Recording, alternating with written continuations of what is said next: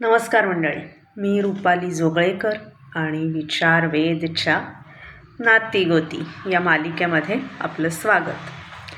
तर एक्सपेक्टेशन मोडमधून ॲक्सेप्टन्स मोडला कसं शिफ्ट व्हायचं, डिटॅच कसं व्हायचं, सोडून द्यायचं म्हणजे नक्की करायचं काय, चला पाहूया.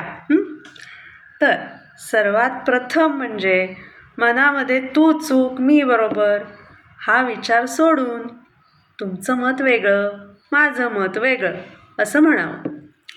जेवढी माणसं तेवढं त्यांचं संचित, त्यांचं अपब्रिंगिंग, त्यांची स्वतःची विचारपद्धती, त्यांच्या क्षमता, सवयी, आवडीनिवडी हे सगळं वेगळं आहे. त्यांच्या जागी जाऊन आपण जेव्हा परिस्थितीकडे पाहतो ना, तेव्हा तो बरोबरच वागतोय असं वाटतं. प्रत्येक माणूस हा त्याच्या दृष्टीने बरोबरच वागत असतो. एकदा ना शांत वेळी बसाल तेव्हा मनामध्ये ती व्यक्ती आणा जिच्याबरोबर तुमचे वारंवार तिरके संवाद होतात. त्या व्यक्तीच्या कोणत्या गोष्टी तुम्हाला आवडतात, त्या व्यक्तीमधली कोणती गोष्ट तुम्हाला भावते ती जरा शोधा. मग ती कितीही छोटी असू दे आणि ती एका कागदावर लिहून काढा. आता त्या व्यक्तीत ना काही मेलं चांगलं नाहीच आहे आवडण्यासारखं असं कृपया म्हणू नका. थोडं त्या व्यक्तीच्या व्यक्तिमत्वाचा अभ्यास करा, काहीतरी नक्कीच मिळतं.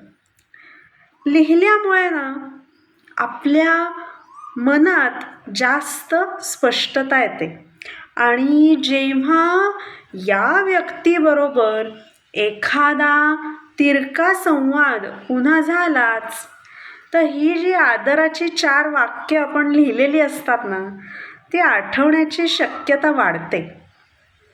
म्हणजे बघा, तुम्ही लिखाणाची सुरुवात अशी करू शकता की परिस्थिती काहीही असू दे, माझ्या मनाचा आनंद ही माझी जबाबदारी आहे.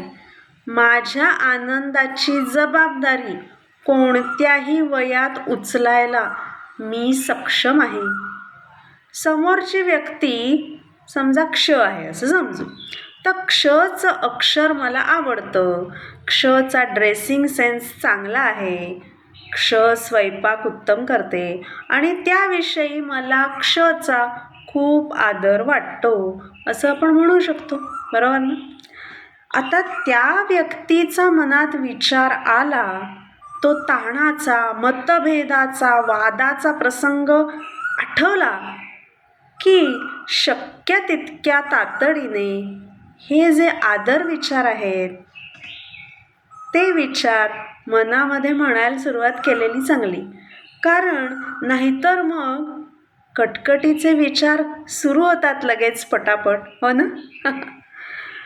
मी ना माझ्या क्लायंट्सना लिहायला खूप सांगते, कारण लिहून काढल्यामुळे उत्तम क्लॅरिटी येते, हातात काहीतरी कॉन्क्रीट राहतं आणि विचार रिप्लेस करणं सोपं होतं.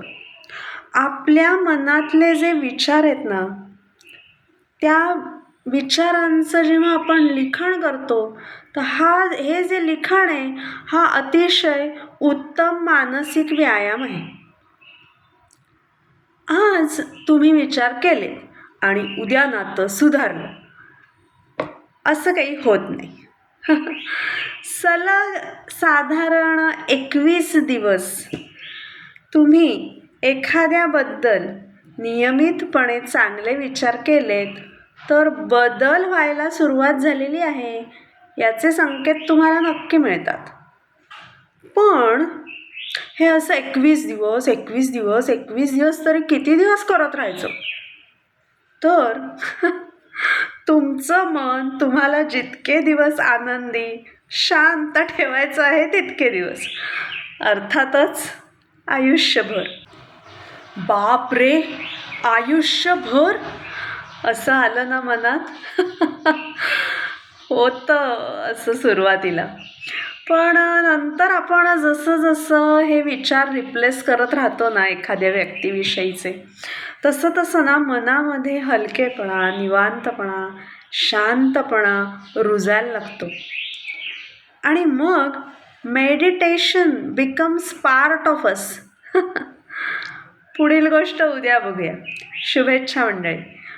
आज अशी एखादी कटकटी व्यक्ती आठवा बरं आणि तिच्याविषयीचे 2-4 आदराचे विचार लिहिता येत आहेत का बघा. हा व्हिडिओ आवडला, उपयोगी वाटला तर जरूर लाईक, शेअर आणि सबस्क्राईब करा. धन्यवाद.